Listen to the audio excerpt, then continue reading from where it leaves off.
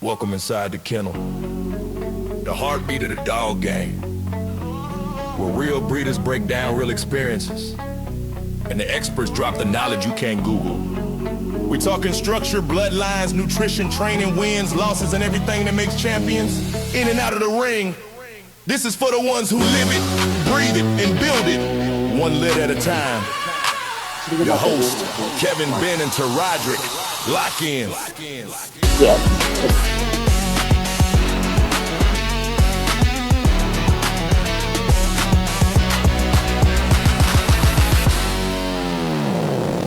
All right, everybody. It's Kevin Easterwood again here with Inside the Kennel Podcast, and we got Benny Hood, yeah. And today our guest is James Choppin with. He's here. Hi, everybody. With Love my Love pups. my pups. Love my pups. It was on the end of my tongue. I just couldn't get it out. That was a dramatic pause so that it was more memorable when we did say it. Right. So that's so we got. You want to give yourself a little introduction so everybody. I mean, I'm sure almost everybody in the breeding world knows who you are. So as you can hear, I'm a Texan. Right. I'm from Paris, Texas. Right. But I'm an expat, but I've actually lived in America. I'm probably more Texan than you two boys are. I mean, I married a Texan. Does that count? Well, you're getting better. I mean, but Getting better. I've been an Okie since 1978.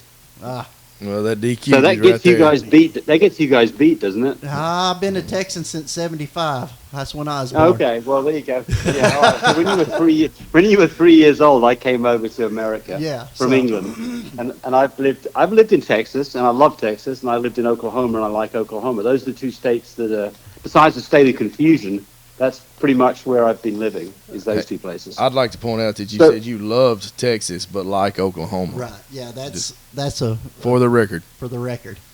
Yeah, well, I mean, I don't want to diss my Oklahoma buddies. It's too late. It's too late. Yeah. Too late. Too sooner. So, but yeah.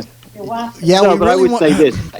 Go ahead. Yeah, I mean, I've lived, more than half my life in America, and I mean, I love Oklahoma, I love Texas. It's you can do whatever you want in these two states, and I mean, it's a huge deal.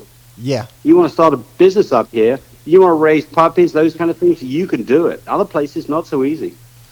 Yeah, it's probably a little harder in England, in the UK, right? Absolutely. I wasn't doing it back then, so I don't know all the details, but I can tell you they've got. I mean, it's like being in California. You've got problems trying to raise dogs in California. Right. I watch these guys, Josh and something that's from the UK that always comes over to America, and they love America, but they always talk about the struggles in the UK. They have to pay TV license fees. Everything costs over there. But so yeah.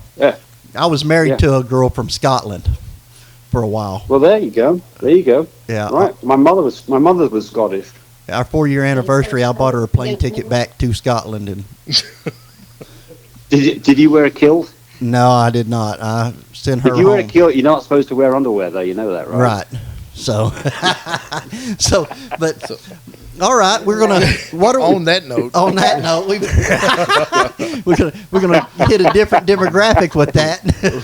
Have you lost all of your audio podcast people that dropped off by now? Right. We don't know. We'll let you know tomorrow when we upload it. Yeah. So yes, we'll start new jobs tomorrow. Well, anyway, look, you asked me, what the hell I'm doing here. So Tammy, my wife, who's actually across the table from me, Tammy, my wife, we started mucking around with labs back about 30 years ago. We've been doing this a long bloody time. Did labs for about 7 years. Yeah, did labs for about 7 years, and that was pre YouTube, that was pre cell phone. Yeah, that was it was we had a web page, but it was really a different world than it is now. Yeah, that was Thrifty Nickel days. Right? Yeah, I mentioned that. I started out with Boston Terriers in '95, and it was Thrifty Nickels and newspapers. This is where your main exactly. That's exactly what it was. So it was a different. I'll tell you a little story here though about how we got started with this. So we had some labs, and we had a litter, and so we didn't really know what we'd do. But we had, we got some. Tammy was in the dog business in that she worked at a vet with her own grooming service. And I met Tammy, and I had a lab, and basically our dogs got hooked up before we did. That's how we met. And anyway, we had a litter of puppies, and it was prior to Christmas, so ready to go. And man, it was like hotcakes coming off the shelves. We couldn't stock enough. It was really went well. And so we actually found somebody else who got a litter of 10 labs in a town close by. And I went and looked at those labs, and they were really nice quality dogs. And I bought every single dog off her. I said, hey, look, I'm buying what you want for your dogs. I'm going to buy them all. I'm going to come back in 10 weeks, and I'll give you half the money now, and I'll give you the other half then. And we sold all those to great homes really quickly prior to Christmas, and that was the start of us breeding dogs. Wow. Yep. So that was it. That was, we got our feet wet, not knowing what the hell we're doing. And I could tell you in 30 years, we have had to change shoes so many times because we've stepped in the shit. Yeah, that's the thing. There was no YouTube videos from Love My Pups back then. There was no. I went and looked at that. I mean, yeah, they weren't. It's like YouTube started in like 2002 or something. Yeah, there was YouTube. Your best friend was your vet, and that was, you better have a good one. That's right. That's exactly right. And I mean, you had things like the Merrick Manual and things like that you could look at, but I mean, you were pretty much doing it yourself. Yeah. And and I don't want to diss vets because we've got some really good vets around here, but I mean, they didn't know much about breeding. They're more about taking care of sick animals, not breeding. Right. Well, I can honestly say I don't know that's not still the case. So. I agree with that. Yeah. No, I agree with that. So anyway, so our feet, yeah. So, and we tried a number of breeds, and Tammy came across French Bulldogs, and she was like, fell in love with it, what was it, 25 years ago? Yeah, fell in love with the breed, got her first French Bulldog, had a litter, went awesomely good, and 6 months later, she only had one lab, and she rehomed all the labs, and she had a couple of Frenchies, and that was the Frenchie. That was basically really the beginning of Love My Pups. Well, look, none of us are perfect, so we forgive her for that mistake. Right. she is listening right now. I know, but she's also in Oklahoma, so it'd take her a while to get here. Yeah, you don't want to. Yeah, don't piss my wife off. I'm telling you, I've learned that lesson a long time the Texan comes out in her. You're still learning. Yeah, exactly. It doesn't work out. It doesn't work out well. I watch your lives on Sunday. I know who's running the roost up there. That's exactly right. Exactly right. I still don't believe it's just water in that drink she's got, though. Hey, vodka's great. Yeah, that's right. So we've been mucking around with dogs for quite some time, and learning as you go. And then, it got to the point that YouTube came around, and it was funny because we were actually manufacturing products then. We were making things like actually the first things were incubators that we made. And there's a story behind that. We had a lab that we'd bought, and that lab was pregnant, and the owner of the lab I bought it from called me up and says, James, I think that dog might have canine herpes virus. And she's going to have puppies in another, few weeks. And so I went and started doing what I could to find out about canine herpes virus. And the answer was, and it still is what you do is you put them in an environment that's way hot, and it stops the virus from really replicating, like 105 degrees. That got me to making my first incubator, because you couldn't buy an incubator then. Right.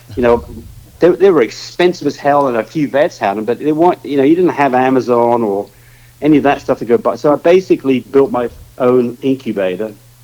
Luckily enough, these dogs didn't have CHV, so I didn't have to cook them. But I learned quite a bit about how to build an incubator, and over the next 5 years, I built a number of different styles and trying to get something that I thought was a sellable item to get to the point where we are now 25 years later. I mean, but you have a background that would lend itself to that, right? Like you're an engineer. I'm a geek. I'm a nerd. Yeah. Well, that's usually an engineer. I got a brother that's a mechanical engineer, and I'm a mechanical engineer. I'm a mechanical engineer. Yeah. Hell, I can fix everything, including the crack of dawn. He over engineers everything. Like he got bored and lives on a golf course and wanted to create a solar hot water heater. I don't know why. But right. That's what he wanted to do. That's kind of the way it was. That the older generation, we didn't go buy it. We built it. We figured out how to make it. I'm still that way. I am too. For me, yeah. The challenge is, you know, it's like, how can he make this better? How can he fix this problem, right? Yep. And my mind just works that way, and I enjoy doing that. So it's always about, what can you do to make this, if you're talking about dogs, breeding dogs, getting dogs pregnant, what can you do to make this easier for myself and Tammy and then for everybody else? Well, see, yeah. So your incubator, it is different, right? You want to explain why it's different and why it works different than some of these other incubators on the market? So when I first started building incubators, the simple solution is that you basically put a light bulb in you put two boxes together, one inside the other, with a light bulb sandwich in the bottom and a thermostat, and that light bulb went off and on, and that kind of made the heat for you for the puppies, right? And it worked, right? Yeah. Problem is, we didn't have LED lights back then, and you drop the thing and the light quits working, and it wasn't portable. It ran on 110 volts, but it worked, right? Right. So then I realized it was a useful thing to have, but it was about how do you make this thing so it's safer, more reliable, and portable. And the portability was a big thing because, look, do you both have incubators? Yes. When do you use an incubator? Bringing pups home Right. and when they're sick. Right. There you go. Exactly. So the two times are bring to and from the vet. I mean, before we had an incubator, we took puppies to get medical checks, labs. They got parvo at the freaking vet. Yep. I brought those puppies back not knowing it, and we had 2 litters, about 20 labs, and we gave them all parvo, every single one of them. And I mean, they didn't survive. I didn't know any better back then. But if I'd had an incubator, they'd have been in an incubator, and they probably wouldn't have got exposed to that pathogen when we went into the vet's office. Yeah. So I think it's going to the vet, and certainly C-section coming home for a vet, and then, like you said, a sick puppy, you've got to have an incubator. So how do you build an incubator? And the answer is most of them, in fact, I don't know of any of them that run on both 12 volts and 110. Ours does, which means you can plug it into the car, right? And ours doesn't have any moving parts. It's solid state. There's no fans to clog up. There's no light bulbs to break. And it doesn't heat the air up. It heats the floor up. So the puppies get heat coming up through the floor.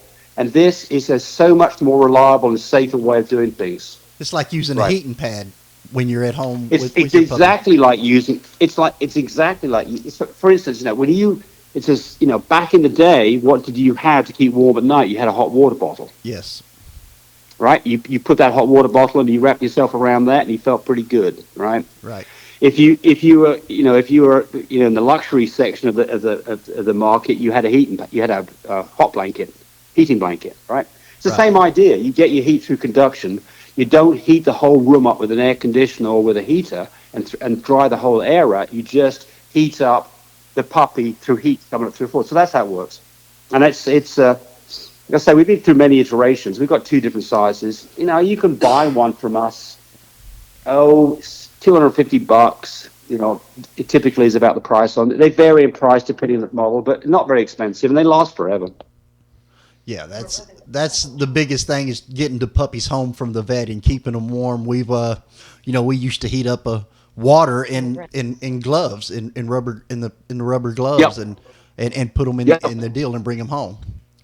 Yep, and that works. So, but it's more reliable. Here's something else about that. So a lot of people these days, they take our incubators and they'll travel like 10 hours to find a vet that'll do a C-section for sub $1,000 versus $5,000. Right. And if you're going to do a trip that's 10 hours, you want something that's going to work properly. The glove thing is going to go okay for a trip that lasts for 30, 40 minutes. But that's it. If you're going to be many hours, you need something that monitors the temperature and does it right. And so I got a lot of people, and I've got people who use our incubators for raccoons and for possums and for squirrels and birds and all kinds of stuff. Right. Yeah, I've heard you just discuss before that it adds the benefit of not drying the puppy out, like the forced air incubators. Exactly right. Yeah, it doesn't exactly. So, people want to know whether they should use a nebulizer. You don't need to use a nebulizer or a humidifier because it doesn't dry the air out. Right, and if you open the lid up, you don't lose all the heat because the heat's not the air. The heat's coming out through the floor. You can have the lid open and the puppies are still happy. Yeah, that's the way I like to have a heat pad under my puppies in their whelping area and all of that. They Yep. As you learn, they'll move on and off of that pad if they're not happy. They'll eventually figure that out. So, well, that would transition Exactly. right into the whelping system because Right. if I'm not mistaken, the origins of that's how you come up with that with the heat strip was with two pads, right? Well, kind of. So what happened here was I'd learned some stuff about how to heat floors up, right? Using carbon fiber cable and that kind of stuff. So I'd kind of got myself into this, how much heat do you need per square foot? And I kind of understood how to do it with 110 volts and 12 volts. And so then I built a little deal. I was just dicking around. I had a new litter of puppies. And I built myself a long box about maybe 30 inches long by about 4 inches wide, just out of cardboard, right? right. And I had some little heat pad squares, and I put those little heat pad squares inside that box with a switch so I could turn off those pads individually. It makes sense? Yes. Yes. And I got a newborn puppy. I mean, it wasn't a day old. So I put it inside that box on one of those little squares that was on. It was warm, right? The puppy just stayed there. It immediately just fell asleep, right? I turned that little pad off, and I turned the pad on adjacent to it. And it took maybe 30 seconds for the heat to kind of dissipate from that pad. But that puppy started waking up, moving around, and kind of moving around generally. And then it bumped into the adjacent pad that was hot, and it went to sleep. And I then turned that pad off, and I turned the next pad on. And I could literally move that puppy over a space of about 15 minutes from one end of that box to the other. And that puppy, he didn't know anything about heat, didn't know anything, he didn't have his eyes open. I could control the movement of that puppy. And I thought, this is kind of interesting.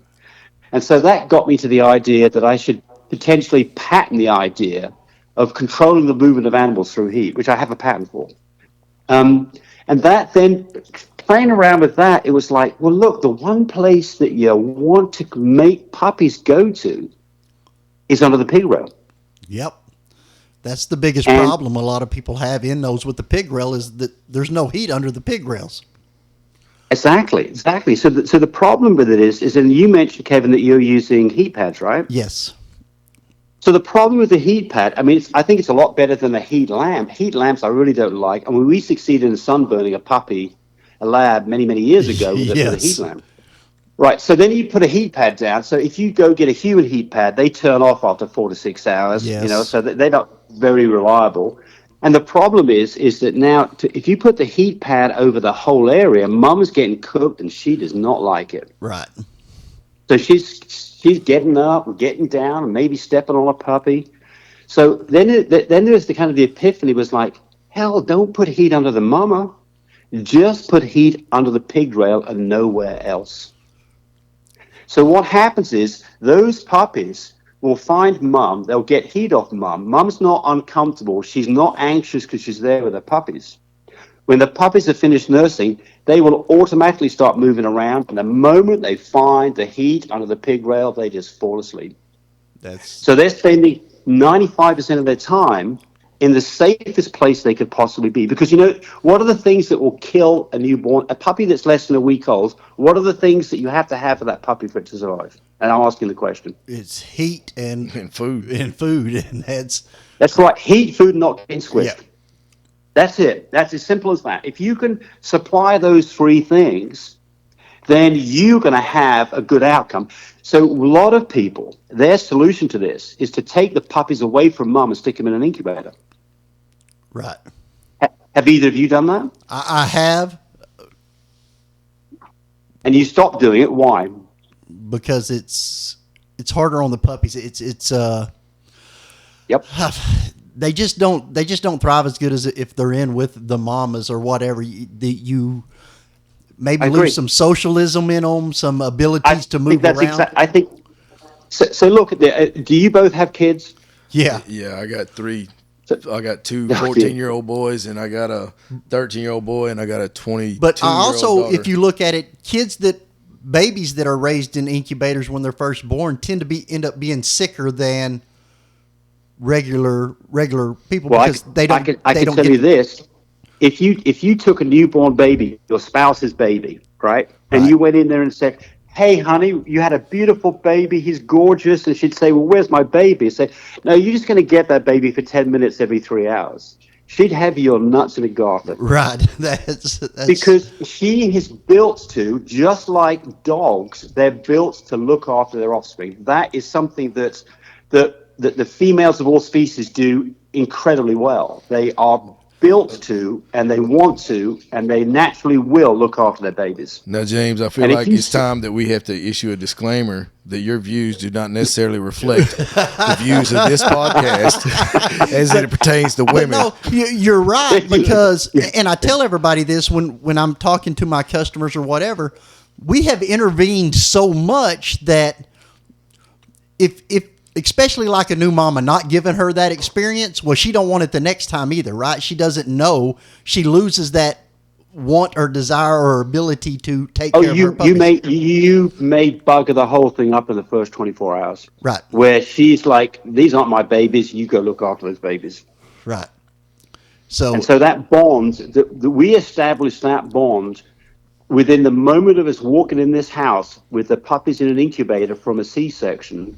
Mum gets into the crate and mum's introduced to her babies right there and then. And for us, almost always, those babies stay with mum 24/7 until they're weaned at about 4 or 5 weeks old. And they are there 24/7. We don't separate them unless we've got a sick puppy. They are there 24/7. So I got a question for you, because I've only been breeding for 4 years. And my wife drugged me into it. I only had labs and healers my whole life. I didn't want anything to do with these Frenchies.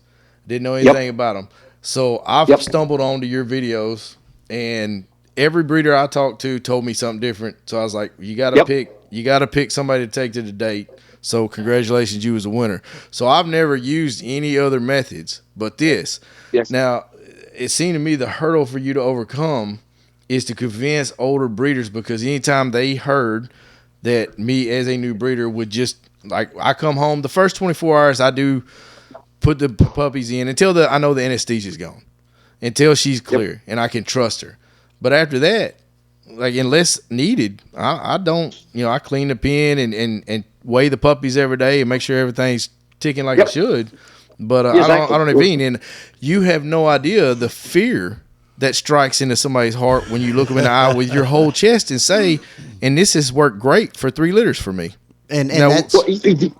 Yeah. So as I think, as a fear point of view here is that, it's logically makes sense in your mind that I've got to hover over these puppies 24/7, because if I don't, mama's going to step on them, something bad's going to happen. And, and if you've done much of this, we've all lost puppies for whatever reason, and we don't want to see that happen again, right? So the logical solution to this would be, just keep mom out of getting in a situation where she can hurt the puppies. And that is the wrong answer.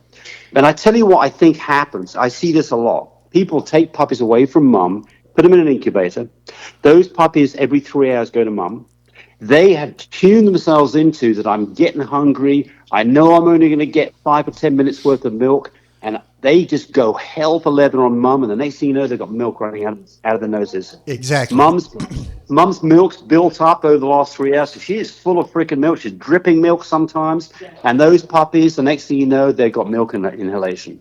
And the mamas end up with mastitis sometimes too from that. And the mum ends up with exactly. So that is and even worse, you fix them to have a divorce because nobody's getting any sleep in the house. Right. That's the thing. Our oldest female wanted to steal puppies from other mamas. When another dog would get pregnant and she wasn't bred, when it was time for delivery of that other dog, she would make a nest. She would start getting milk in. She would. Yeah. And I was like, pregnancy. But she was never taken from her puppies in her life. She wouldn't let it happen. It wasn't going to happen. Nobody was getting any sleep. There's no way you could take her from her puppies. Ain't happening. So right now, as I'm talking to you, about 10 feet away from me is a first-time mama. She's in one of our crates on the lift with our heated whelping system. She's got 5 puppies. And we haven't done anything in the 8 days that these puppies, other than letting her out to go potty, changing out bedding every now and then, putting fresh food and water in there. We do have a USB light and a wireless camera so that we can monitor things, especially the first few days, just in case anything bad is happening. I've got up that first night. I got a couple of times because I hear a puppy whining, but it's just getting licked on by mum. I haven't now. This last 5 days, I haven't got up in the night at all. It's just the first night was the only time I got disturbed. And I mean, it's first time mum. Bit lost when she came home from anesthesia. She took quite a time to recover. She's pretty shivery, but Tammy's got this peanut butter trick where she puts some peanut butter on the bums of the puppies, and Mama licks it off. And absolutely. 30 minutes later, they're all nursing, and it was plain sailing. Yeah. Right, Tammy? Yeah, it's Yep. and especially with this system, Yeah. it seems in my experience that once you get to the point where their eyes are open, it's on autopilot. Then that's for sure. I mean, me and my wife, we done it. I mean, we was doing it full time. So for the first week of them puppies' lives, there was eyes on them. One of us would stay up, and the other one would sleep, and or sometimes it didn't take us that long. But when we felt comfortable, the mom was good. They could move in and out of their heat, off their heat pad or whatever. After that, we just go to sleep and let the mama do her thing. Yeah. Well, we do that. We literally leave them with mum from the moment they hit the door, and the first few hours, you've got to make sure that she knows what's going on. Yeah, that anesthesia is a little. Yeah, so a camera with a phone app so that you can hear stuff that's going on, so that you can be 100 feet away and still know what's going on, and run in there if you hear some crying going on. But I mean, they're built to have babies. That's what I said. Every other breed in the world, a lot of them just naturally whelp, and people just let them naturally whelp. They clean the puppies. They do, which is all part of the process of the mama getting into that mode. And in the Frenchie world, we kind of miss that. But I still think when they get home, most of them click right in within a few hours of the anesthesia and getting back in there. I think the two things about the Frenchie world is that most of these puppies are born by C-section, which means there's anesthesia on board. That means mum's pretty groggy for the first 4 or 5 hours after anesthesia, right? So that kind of sets the stage for a bit of a confused mum, right? Yes. And then the next thing is, if we separate mum and babies, we're just confounding on this whole thing about this not having this strong bond being developed. And I think that that's the next step in the downhill slide, where people think the Frenchies are very difficult to raise, and in our opinion, they're not. We just don't lose puppies. And that's what I was saying. That's why I really wanted you on here, because a lot of the new breeders out there need to learn this, because they've been programmed to believe that it is a nightmare to whelp their puppies, and they've been told by whelpers and everybody. Of course, it's a great business model when you can scare everybody and make them think that you can't whelp them. Yeah, like this model goes like this. If you want to raise Frenchies for money, forget it. Right. It's like, that's baloney. That's friggin' baloney. I mean, you should raise puppies because you like dogs. Don't get me wrong. Right. Here. You need to be passionate about what you do. But if you're raising dogs to lose money, then I suggest that you find a different hobby. Yes. Right? And it's what I tell everybody. Everybody's like, well, I'm not breeding for money. Then why are you selling dogs? Yeah, well, exactly. It's like, don't feel as though you're doing something terribly wrong. What you need to produce is happy, healthy, good-looking, nicely structured dogs that have decent lives, going to places where they have a good, meaningful life themselves. Right. And that should be your fundamental goal towards this. You don't have complete control over that, because once a puppy leaves, you don't know exactly what's going on. But our dogs are not cheap dogs, and I don't think that these people are going to mistreat a dog that they've spent many $1,000s. Well, I'm sure you get pup dates, right? Like people send you back. We get more Christmas cards from puppies than we do from humans. That's the gas right there, right? That's what I'm going to say. My phone dings all the time, and it's puppy pictures from Flair or his kids, grandkids. Just people. I love it too, because it shows that my line is progressing out there, and I've done something good that everybody wants and enjoys. So, now I'll tell you something else. I don't know if we're going to talk about marketing puppies and that kind of thing, but the best thing you can have is word of mouth. And the way you get word of mouth is that people who think you're awesome. That's what they come back and buy more dogs, and they tell other people where they got their dog. It's the validation part, right? Like, yes, it's the validation, exactly, because they don't. There's so many breeders that, like, it's all a wash until somebody validates that they trust. You've got to separate yourself out some ways from the noise, right? So for us, the way that we separate ourselves out is, number one, we give as much experience and help to anybody, regardless of whether they bought a puppy from us or not. Now, the whole idea is to give free education and help people, as opposed to only education for people who buy our products and dogs. We don't do that game. It's everybody gets help. Right. If somebody calls me up and they've got a problem, it's 11 o'clock at night, I answer the phone. I know who they are, but I'll always answer my phone. So that's the first thing is that, separate yourself out. I can attest to that, James. Like I have called you at 10:30 at night and you answered your phone. Absolutely. To look at a semen sample that I said that the lady said was bad. I tell everybody that customer service is the number one driving factor in what you sell your dogs for and return customers and people spreading about them. When I started pushing Flair, like I tell everybody, I didn't have a following. I had to do something different than everybody else was doing. So I said, you know what? Y'all are paying a really high stud fee. I'll pull up on you. I don't care where you are. I drove 21 straight hours to do a breeding in person with Flair. But if you're going to pay me $8,000, I figure you should be able to meet me and see the dog. Absolutely. So I think this is, you've got to separate yourself from there's too many people who are raising dogs who don't really have their heart in it, and they don't want to spend the time and effort. So you can separate yourself out by the way that you help people and answer the phone. That's the first thing. And then the next thing is to educate yourself so that you can help people, because there will be problems, there will be issues, and being able to help people in those situations gives them a much better feeling about what you're doing. Yes. So I have people who look at our dogs, talk to us, and they say, well, I want to buy a dog from you. And I say, well, that's great. There's lots of dogs out there. They said, yeah, no, I want to buy a dog from you. And, that's a wonderful message you get back. It's like, okay, that's great. This person, they're probably going to pay a bit more for one of my dogs than they could have paid from somebody else's, but they're going to get James and Tammy behind it too. And that was me when long before I ever had a stud and I was just doing females. I decided, well, you know what? Nobody's doing progesterone in my area. I'll just buy it and I'll just do a little mobile progesterone.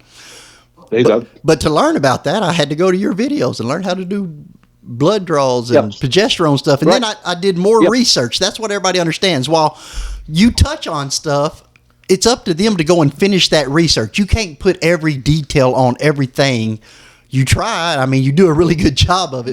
Now I got to ask, though, Kevin, because if you really went and watched all his videos on blood draws, do you know how to spin blood down without a centrifuge? It's a ceiling fan. Right. He has a video, and I believe you were outdoors on a patio. Yeah, I was exactly. And spun it down for a pregnancy test with the ceiling fan. I did that, and I had somebody call me up about a week after that and said, my wife is pissed at me. And I said, what happened? I did your thing with the ceiling fan. The damn thing come off the ceiling fan. It put a red line all the way around my damn door. 8 foot up off the ground. But that's just the engineer in him and the thinking outside the box that there's a lot of ways to do that. But I built my name with customer service, just, doing that and giving people information, and then it just progresses. You just keep building yourself and your brand behind that, and information is what everybody's after. And if you can give it to them, I tell people I answer a lot of questions, and to people that never spend a dime with me. But I figure either they're going to tell somebody I did something for them, or they're going to circle back around to me. Either way, I'll win. That's exactly right. So, a lot of the stuff that have been sold by My Breeder Supply is because people have seen our videos. And we don't hammer away on our YouTube videos about our products. What we try to do is educate people, and that's, people like to be helped. Yes. That's and true new breeders coming in, not just the ones that got in it thinking they were going to make $1 million. People that actually want to produce a line or produce great. I'm not going to make $1 million. Well, I'm not going to say you're not, because I did. You can. I did with one stud. Don't shatter the dream. But it's a lot of work, and people. I know I'm going to spend $1 million. Right. No. Now, whether I'm going to make it back or not, I don't know. That's. But I mean, you can. But again, it comes down to knowledge and customer service, and having the product. This, if you're going to make $1 million on dogs, which can be done, if you're going to make $1 million, you ain't making that the first year. No. And you're going to make some mistakes. And if you go buy a dog that can make $1 million, you're probably going to buy the wrong dog to start with because you don't know what you're doing. You've got to, you need to learn. I mean, here's something sometimes people come to us and say, well, I don't have the money. I'm going to go get the money from the bank and finance. It's like, don't do that, dude. No. Do not do that. You need to have disposable income that if this goes south on you, you're not going to be in the poorhouse. Do you say it out loud or do you say that under your breath? Do you tell them don't do that, or do you say, don't do that? No, we say it to people. We it's like, that's probably not the dog that you should start with. Don't go buy a $15,000 dog as your first dog unless you've got stupid money laying around and you can do it. Gamble every time you buy I didn't have money for fluffies and all that when they come out, so we built our own fluffy. That's, you buy dogs with lesser DNA for cheaper prices and you just start breeding. You just breed it into your lines. I can tell you something else. When we've got a lot of dogs that we've got from other people over the years because we want to increase our bloodlines, right? Right. But almost always the puppy that shows up is not as good as you thought the puppy was going to be. Exactly.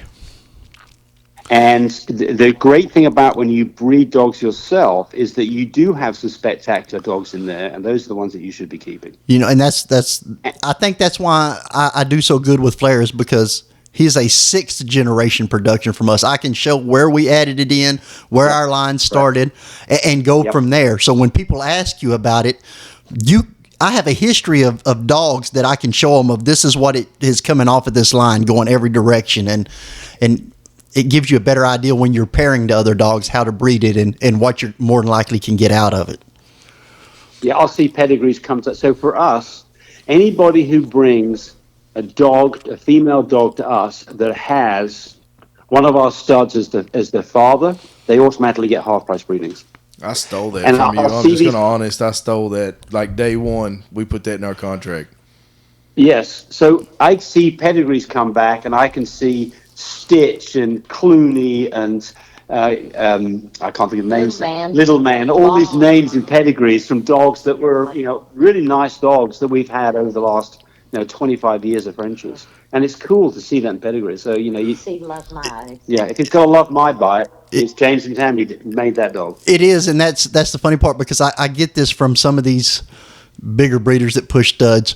You're not protecting your dog, and I told him, protect what? Flair's got over 160 registered litters. There ain't no protecting anything on him now. Yeah. this good money for that. Yeah, this whole idea about, I get people every now and then who will make comments that say, why are you giving all this information on YouTube? You're giving secrets away. It's like, look, if you think you're cornering the market, you're full of shit, dude. Yeah. It's like, go look at Puppy Finders, see how many French Bulldogs are there right now today for you to buy. And it's thousands. I mean, it might be 10,000. Well, that's what the funny part is I just had this conversation with my partners, Brandon Baronis, last night. I told him in 2022, there was 100 and something thousand French Bulldogs registered. Yeah. I said in 23, dropped down to 89,000. 24, it was 70 something thousand.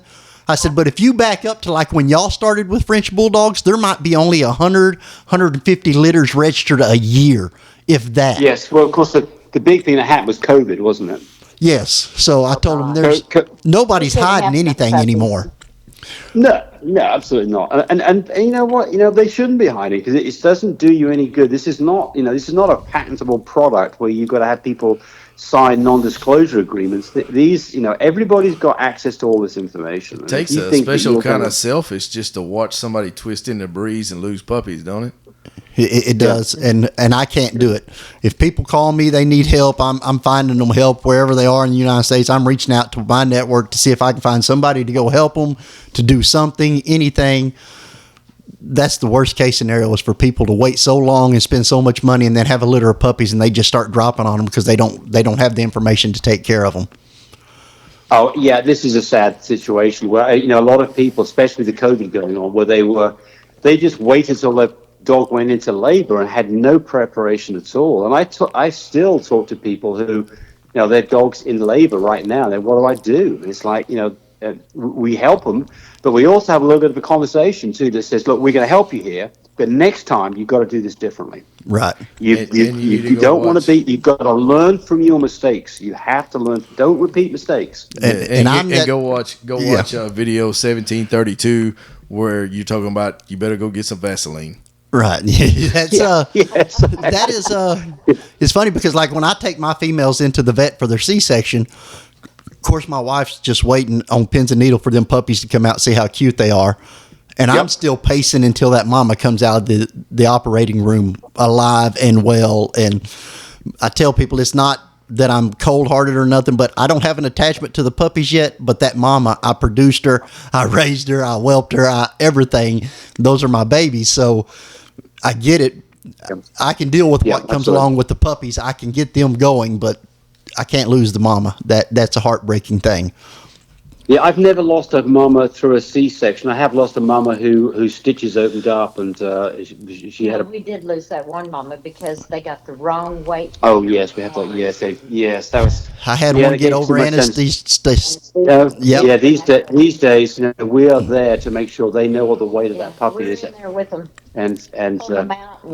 But to me, the whole C-section thing is both nerve-wracking and exciting. It's kind of like Christmas because you want to see whether you've predicted what you're going to get and whether you got the jackpot that you were hoping for. Right. And then you hope that you got your timing right. The puppies come out with fur on their faces, and you didn't take them early, right? Yeah. No question.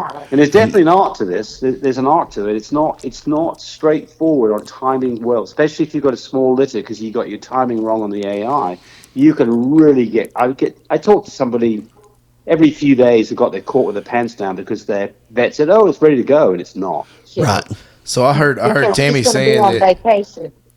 I heard Tammy say in the background that y'all are in there drying the puppies off with the vet and stuff like that. Yeah. Absolutely. Hey, listen, we do too, but I'm just gonna tell you right now, that is something that a vet needs to prepare a new person for.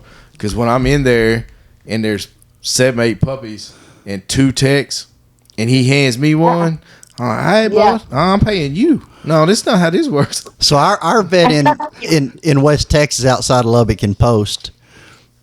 4 or 5 years in a row, we were in his office Christmas Eve going into Christmas morning, midnight or whatever, to have a C-section. So much so that his kids wrote a story the night before Christmas about French bulldogs because they were raised in there helping us clean puppies and all of that in the vet's office. I love it. Yeah. Our vets will let us. We participate in the whole. I mean, we don't participate in the sewing up or the cutting. Right. I'd like to try and do it, but but it's all hands on deck when the first puppy comes out. It's everybody's there getting these because you know how it is with Frenchies and anesthesia. They act like they're freaking dead for typically the first 2 to 8 minutes. They're not breathing, and it's a scary situation. Yes, it is. It is. It's tense. My first C-section in the Frenchie world went terrible. Went to a vet that was highly recommended for bulldogs. Get there, and he had hired a new vet that was a young, just out of school girl. The week before we went for our X-ray, she said, "I see 4 puppies." I told her, "I see 5. I've been doing this long enough. There's 5 puppies in there." She argued with me, and I said, "Well, we'll see on the day of the C-section." So we left. We came back for the C-section day. She was so dead set that she was only going to be 4 puppies in there. She pulled 4 puppies out and sewed her back up. And one of the vet techs said, "I think there was another one in there." She put her under the X-ray machine, and sure enough, there was a 5th puppy in there. They had to put her right back under. Almost lost her. I ended up losing that last puppy. But she also, instead of cutting one slit in the uterus and sliding all the puppies to it, or the horns, she cut individual slits. Cut the puppies. No, crazy. It was crazy. Oh, I almost lost it. I told her. I said, "If that mama dies, you do too."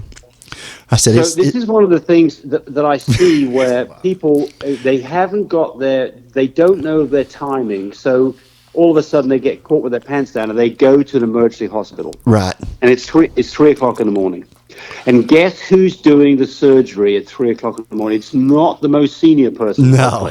Oh, no. It's the person who may not have done one before.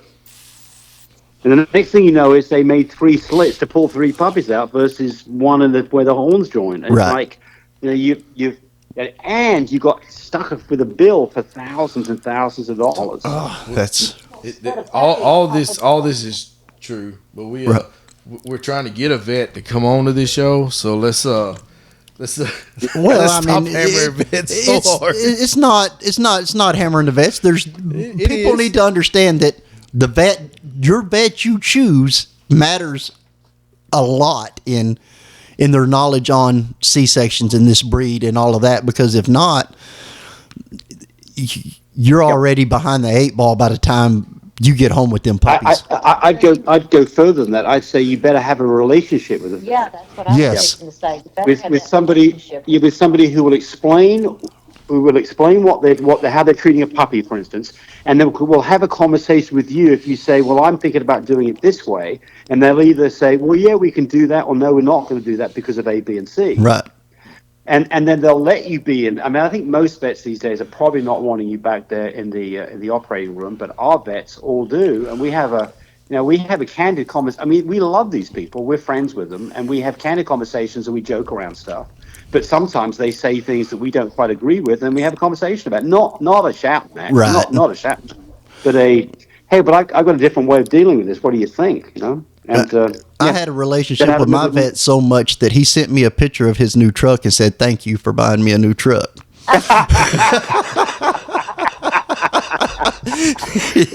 So, good deal. Yeah, I love it. But I mean, that was our joking, and I mean, but he was at my beck and call. When I called, he never failed. He didn't care what time of day, night, what it was. Yeah.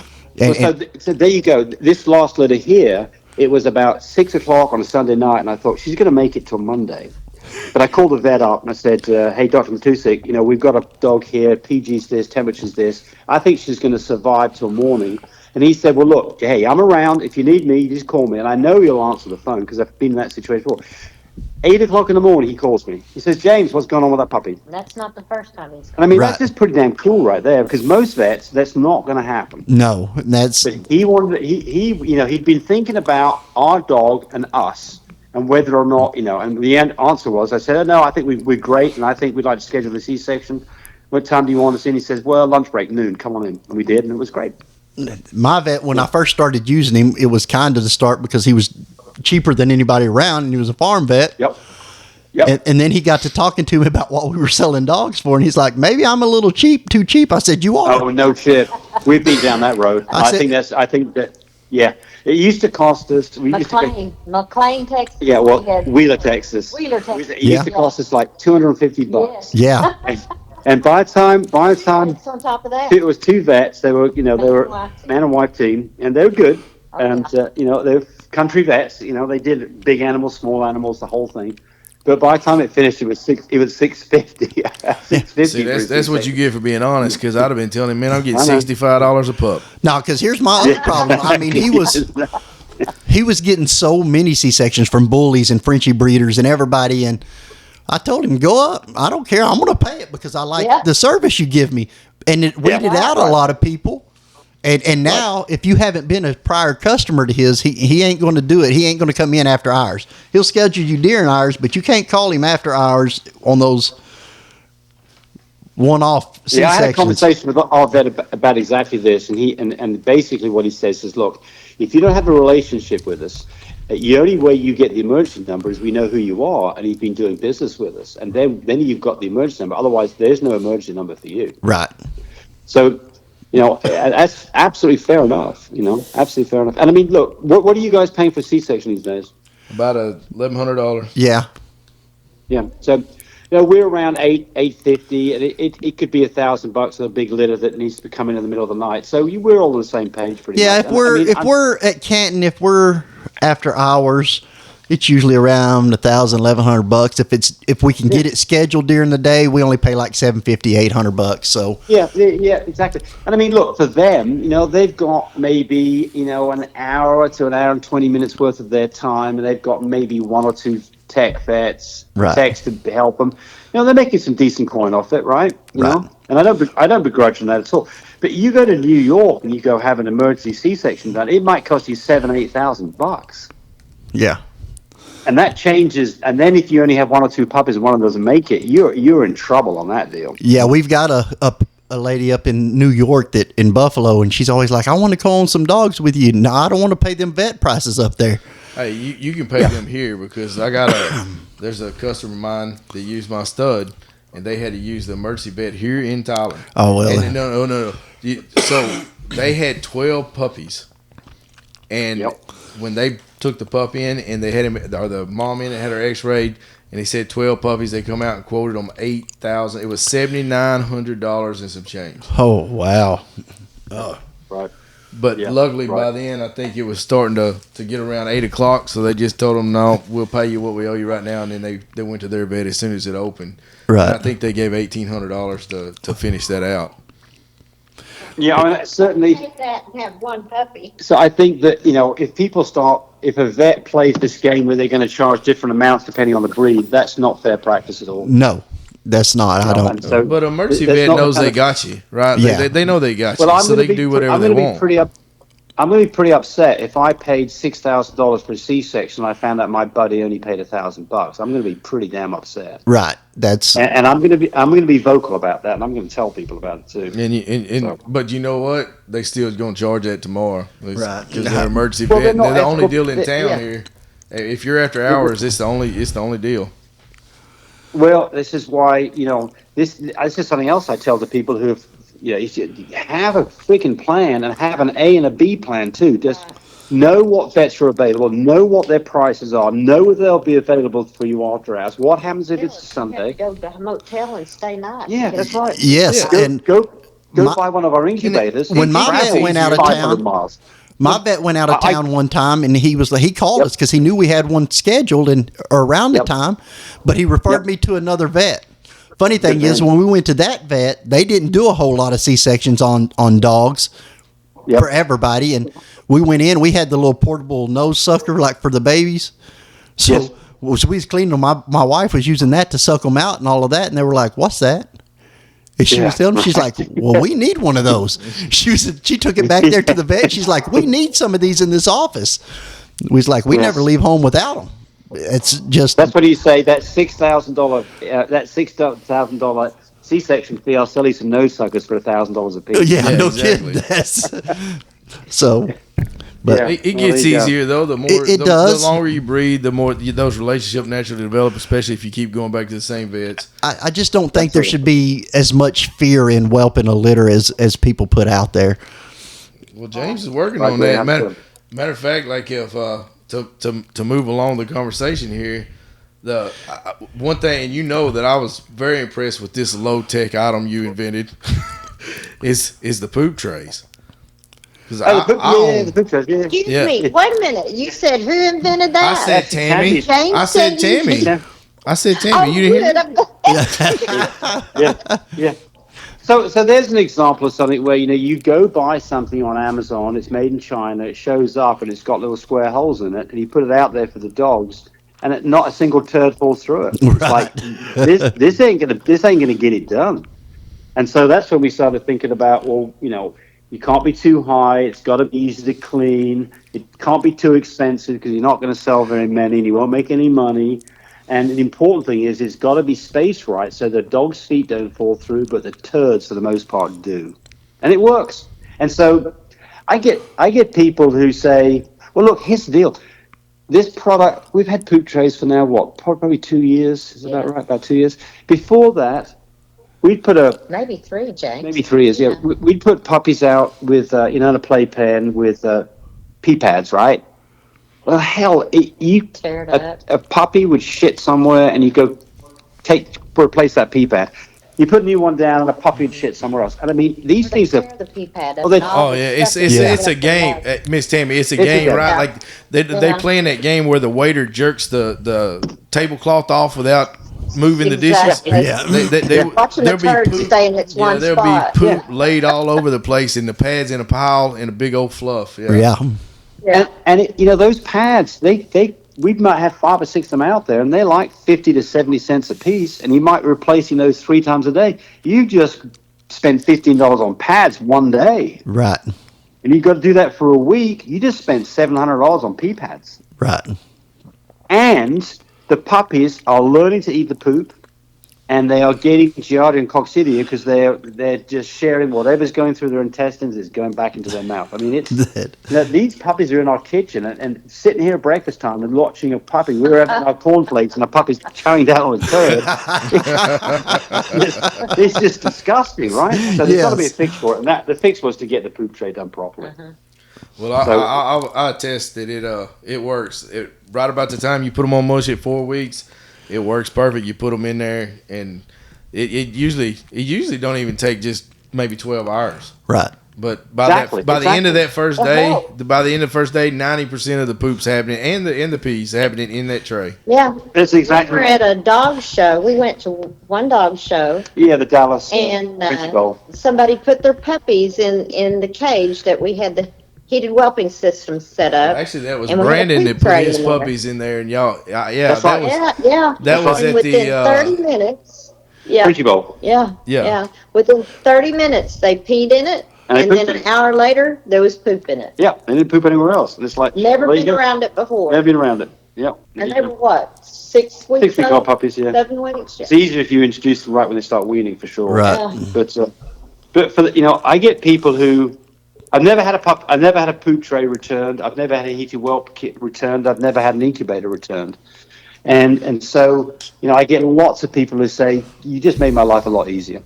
Well, I got one I want to return because I got one of your prototypes. That's how long I've been a customer on the deal, and it was one of them shelves that my foot will stick through. Oh God! Yeah, well, it was that new. It was brand new.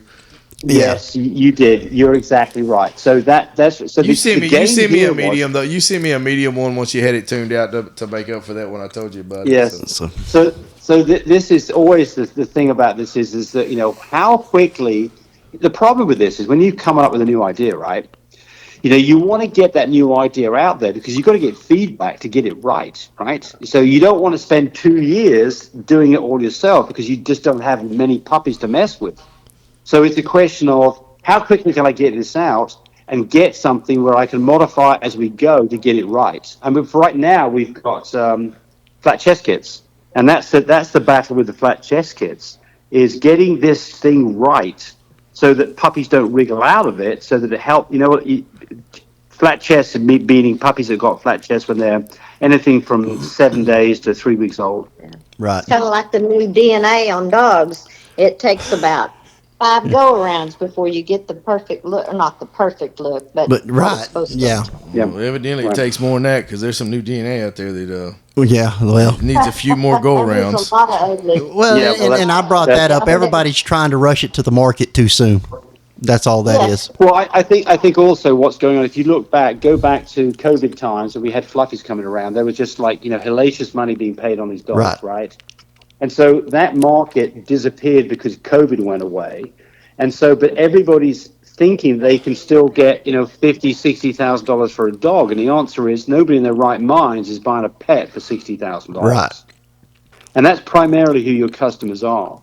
And so, next thing we do is we're trying to produce other things like, hairless Frenchies and stuff like this that just doesn't really make just a whole bunch of sense, but people are seeing what will stick on the walls. Right. That's such a niche market. That'd be like if you built cars. Like that's an extremely modified version of the original. I tell everybody this. It kind of used to be one fad at a time. We went with the Fluffies and then the Isabellas.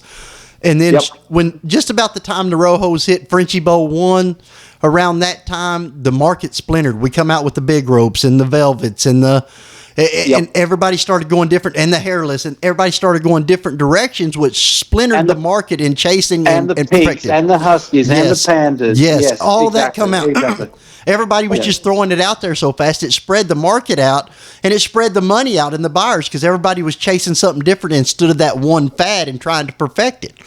So I always tell everybody what about the one that looks like a crescent? That's one that's crazy. Lion head or whatever they call it. And it's just awful. It looks like a newborn baby bird with hair on top of its head. I'm gonna be honest with you. I like those dogs. I will never own one. But it's kind of like a Lambo. I like the way it looks. Right. But it's not not very practical for me. Right, and that's what I tell everybody. There's some fads I'm just never going to touch. I'm not interested in it. So Fluffy's about as far as I'm going to go. And we're trying to produce a two-headed. No. We're trying to produce a two-headed. You should once in your life touch a hairless. They tried after Frenchie Bowl 2. The UK breeders tried every way in the world to put one in my hands after they seen what I was doing with Flair. And I was just like, nah, I can't do it. I would say something, but I'm not going to because it's all recorded. We all know. We all know what you're thinking because we're all thinking the same thing. Yeah, we're all thinking the same thing. And Jesus. We're just going to say I get a baby bird. I would say brand new baby bird. There was probably a market for it because everybody liked the hairless cats, but it's got to be done right, and they just wasn't being done right, and it just wasn't the same kind of outcome as the hairless cat. And also, that's cat people. Right, but I mean, cat people are weird anyway, so, that's... right, yeah. So... I mean, you've got to realize that whatever you do, if it's going to be a successful segment of the market, it's because a lot of people have these as pets. Right. Yeah. And so the prices have to go down to some reasonable amount. Yeah. And so if you think that you're going to start something and it's going to, only the people on the top rung of this starting stuff out, and they spend a lot of time. I mean, there's that guy Diego in England. Yeah. Right. I mean, he spends a lot of time and effort thinking about working and coming up with different stuff. Right. And it's not cheap for him to do it. Right, and he makes a lot of money. And he's always at the top of that, and so he's always going to make more money on that than anybody because. Absolutely. But yeah, it's a pyramid scheme. That's exactly what I call this. I think it started out. So. Right. So. But again, I don't know the guy personally. I do see some things about his characteristics that kind of make me think a little bit about things. But overall, he's doing what he wants to do and he's getting it done. And you've got to give him a kudos for that. It's not an easy thing to do. So but anyway, that's a whole different. If you think you're going to make it get quick rich by coming up with a new fad, you're probably not. Well, I mean, that's the only way you're going to do it, right? You're never going to get rich chasing a fad. Right. Exactly. That's exactly. That's the pyramid scheme. That is the structure of it. I had an old man tell me what is you come up with a poop tray that works, and then you get everybody to buy one. Right. Hey, it worked on me. I'm gonna be honest with you though. I'm okay with it because poop rolls downhill and it fits right in that tray. Yeah. So. Exactly. Yeah. Exactly. So, right. Do you have anything else you'd like to talk about? I know that I use your shipmate, and let's talk about that for a few seconds. Yeah. Let's talk about that for a few seconds. So shipmate is you've got two ways you can ship semen. You can ship in what we call a passive box. It's a box that's got ice in it, and you stick it in there, and if you've got a fairly short trip, you're probably going to get away with it, right? But if the trip gets delayed or it runs into a few days, there's a huge problem, and the problem is this: you can't design a passive system like that where it gets close to zero. You'd like to have these things close to 32 degrees because the semen almost completely shuts down and it will last a long time. But if you go past that freezing point, you kill the semen immediately. So everybody who makes a passive system has to realize that one day it's up in an airplane in a hold and it might be close to 32 degrees, and the next day it's on the back of the UPS truck on a 100-degree day and it's 120 degrees. Yes. So there's a 100-degree change in temperature that you have to accommodate into this passive system, and you just can't do it effectively. So what happens is these passive systems get them down to around 20 degrees centigrade is about where they sit. And that works for short trips, but it doesn't for long trips. So what I started with studs after I'd been learning my shtick on selling puppies and raising puppies. I then had studs, and I ran into all kinds of problems trying to ship semen. I mean, it was a freaking nightmare. And that's when I figured out I got to figure out some way to make this better. And the answer to this, and it took quite some time, was to come up with an active system where we can monitor the temperature and absolutely control the temperature. So it cools down very slowly from room temperature down to about 5 degrees above freezing. It takes about 4.5 hours to get there. And then it holds it there for days. And that's what Shipmate does. So Shipmate, I've got a new version of Shimano coming out with. It's going to be something around $100. It doesn't have the features of being able to record and play back the temperatures that have been exposed to the semen. But nobody uses that, so I come up with a less expensive version. I did. You never use it. You never use it until there's a problem. And I had a problem on a shipment, and I was glad that was there because I could prove that it never got hot during ship. Well, that's you're right about that. You're right about that. So you can still buy one or two versions from us. You can buy the one that will record and play back the temperature, or you can buy the one that doesn't have that feature and pay less money for it. But the problem always is that I'm competing against the $40 product, the $40 throwaway box. Right. and so, it's, for the most part, people have used those and have had some success with them. But the question is, how much better would it have been if they could have kept the semen really close to freezing? They'd have probably had a better semen count of live semen and potentially had another puppy in the litter. Right. I was so terrified of shipping semen when I started with Flair that's why the biggest part of me driving to them was because I was like, you can't get no better than have the dog right there. That's just the easiest way, and I don't have to refund stud fees because I screwed up a shipping, and it took a little while. We screwed up a couple to begin with, but it didn't. People also don't understand some dog semens don't do well in certain extenders, and that was a problem with Flares, and we figured that out pretty quick, and then just being confident enough to package it and know what you're doing and get it out is the biggest thing. So, the other thing about this is that, if you've got a stud dog and people have got to come to you or you've got to go to them, you've dramatically decreased your opportunities to offer that stud for service. And so, we had 18, I don't have 18 studs now, Cody's got it, but we had 18 studs and we'd ship out maybe as many as 10 samples a day. Right. And the only reason that was working was because we were shipping them all over the United States, some in Mexico, some in Canada. And the market was as big as the continent was. And we had the ability to get it done because we could deliver semen that's nice and viable. Whereas when we were doing the old way, that wasn't the case always. And it was not a good situation. So yeah, we've had it freeze. We've literally had the boxes freeze on the tarmac. Yep. Waiting to get loaded onto an airplane. Yep. And it's just frozen solid by the time it would get to my customer in 45-minute flight from wherever it was. And there's all kinds of problems with that. So well, you're done. You're done at that point. That's right. You mentioned Canada, and I would be remiss if I don't ask. I feel like you have news of something you have purchased from Canada. Do you want to share that here, or are you still going to hold that to yourself? Were you talking about a puppy? I don't know. Yeah, you said something about it, and then you didn't elaborate on it. You did say how much you spent on it, so it must be something spectacular because you just said you don't get those prices these days. Tammy's looking around at me like she's looking at me like, "Don't you do anything?" So Tammy. Well, if she won't let you. Tammy is very, very, very good at finding special puppies.